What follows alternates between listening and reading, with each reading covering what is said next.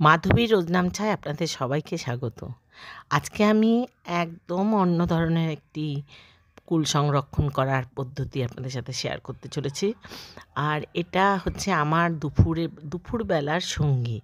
দুপুরবেলা যখন আমি ভিডিও করি বা ভিডিওর কাজকর্ম করি, সেই সময় দুটো একটা করে মুখে দিই, দিয়ে আমি চুষতে থাকি আর ভিডিওগুলো দেখতে থাকি। আমার ঘুমটাও পায় না, আর আমার খুবই ভালো লাগে টক খেতে।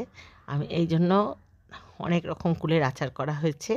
আর শেষ সময়ে ভাবলাম যে না, একটু শুকনো কুলের আচার করে রাখি নোনতা। তা আমি কীভাবে করেছি এবং এটা আমি কেন করেছি সেটাও আপনাদের সাথে বললাম। এবার আপনারা দেখতে থাকুন। আমি এটাকে কোনো কিচ্ছু না, শুধু কুলটাকে প্রথমে ভালো করে ধুয়ে একটা তোয়ালের মধ্যে মুছে নিয়েছিলাম, যাতে জল না থাকে, এক্সট্রা জল একটুও যেন না থাকে, তাহলে কিন্তু কুলগুলো গন্ধ পড়ে যায়। এরপরে সেটাকে ফাটিয়ে, কুলটাকে হাত দিয়ে ফাটিয়ে দেখে নেওয়া যে এতে পোকা হয়েছে কিনা বা পোকা আছে কিনা। আর তারপরে দিলাম নুন, লঙ্কা আর হলুদের গুঁড়ো অল্প, সব কিছুই অল্প 1 চামচের মতো করে দিলাম। এখানে প্রায় 700 750 মতো কুল আছে। তার মধ্যে কিছু কুল ফেলে দেওয়া হয়েছে, যেগুলো একদম শুকিয়ে কাঠ হয়ে গেছে, সেই সমস্ত কুলগুলো ফেলে দেওয়া হয়েছে। এবং এতে কাঁচা কুলও আছে। কাঁচা কুলটা পেকে যাবে, তাও ফাটিয়ে আর কি এগুলো সমস্ত মাখিয়ে। আর একটা ভাজা মশলা আছে আমার, সিক্রেট মশলা, সবার বাড়িতেই থাকে, সবাই বলে সিক্রেট মশলা। সেই একটা মশলা, মানে জিরে, ধনে আর মৌরি ভাজা, সেই মশলাটা আমি এর মধ্যে দিয়েছি। দিয়ে ভালো করে মাখিয়ে, মানে আলতো আলতো করেই মাখিয়েছি, খুব যে ভালো করে চটকে মেখেছি তা না, আলতো আলতো করে মাখিয়ে এটা আমি 3 দিন রোদে দেবো। 3 দিন রোদে দিলেই এখন যা রোদ, একদম শুকিয়ে যাবে। এবং বন্ধুরা, এটা খেতে এতটাই ভালো লাগে, যারা টক খেতে ভালোবাসে, কিন্তু এটা আমার বাড়িতে কেউ খায় না। কিন্তু মিষ্টি আচার করলে সমস্ত শেষ। কুলের কতবার মিষ্টি আচার হলো, টমেটো দিয়ে কুল দিয়ে করা হলো, কিন্তু ওগুলো এই একদিনেই সব প্রায় শেষ হয়ে যায়। আমার ছেলে তো মোটো খায়, কিন্তু এটা কিন্তু কেউ খায় না।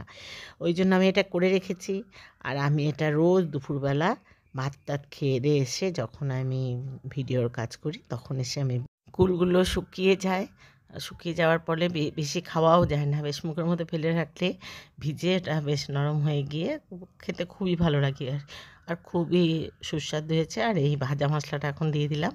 ভাজা মশলাও খুব কম পরিমাণেই দেওয়া হয়েছে। ভেজে ওই হামালদিস্তায় গুঁড়ো করে নিয়ে একটু মুখে পড়বে, এটাই আর কি। আর এবার আমি দিনের বেলা রোদে দিয়ে আসি, আর রাত্রিবেলা এনে এই ঝুড়িটার মধ্যে, মানে বিকালবেলা নিয়ে আসি, নিয়ে এসে এই ঝুড়িটার মধ্যে রেখে ঘরের ফ্যানের হাওয়াতে রেখে একটা ঢাকা দিয়ে দিই, যাতে ইঁদুর টিঁদুর না মুখ দেয়। আর এবারে এটাকে আমি ছাদে দিতে যাচ্ছি। ছাদে কিন্তু স্টিলের থালাতেই দেবো, কারণ স্টিলের থালাটাও গরম হবে, আর উপর থেকেও সূর্যের তাপটা পড়ে খুব তাড়াতাড়ি শুকিয়ে যাবে। এখন যা রোদ, এই মার্চ মাসে কুলের আচার, তারপরে পাঁপড়, বড়ি, বড়ি, এই সমস্তগুলো দিলে খুব ভালো হয়, কারণ এখন এত রোদ, সমস্ত শুকিয়ে যায়। তা দেখুন, একটা রোদেই কীরকম কুলের আচারটা ভালো শুকিয়ে গেছে। তা আমি এখন বিকালবেলা দেখতে এসে, তুলতে এসেছি আর কি। এটা আমি মশারি চাপা দিয়ে রেখেছিলাম, কিন্তু এমনি খোলা রাখিনি। একটা পাতলা লাইলনের মশারি আছে, সেই মশারিটা দিয়ে আমি ঢাকা দিয়ে রেখে গেছিলাম। আর দেখুন একদিনেই কেমন কতটা শুকিয়ে গেছে, কত রোদ। এটা আর 2 দিন রোদ দিলেই একদম খড়খড়া হয়ে যাবে। এই যে ভিজে ভিজে ভাবটা আছে, এই কুলটার যে গায়ে ভিজে ভিজে ভাব আছে, এটাও শুকিয়ে যাবে। তা এরকম করে যদি রেখে দেওয়া যায়, আপনি পরে ইচ্ছা করলে এটা কিন্তু কুলের আচারও করে খেতে পারেন, মানে কড়াইতে তেল দিয়ে 5 ফোড়ন সম্বন্ধে। আর এতে সবথেকে বেশি যে এর মধ্যে কিন্তু কোনো তেল দিইনি, একদম বিনা তেলে কিন্তু এটা করা হয়েছে। এরপর এটা 3 দিন হয়ে গেছেও, আমি 3 দিন পরে এই একটা কাচের জারে রাখলে ভালো হতো, কিন্তু আমার কাচের জারটা এখন পরিষ্কার নেই, আমি এখন প্লাস্টিকের জারেই রেখেছি।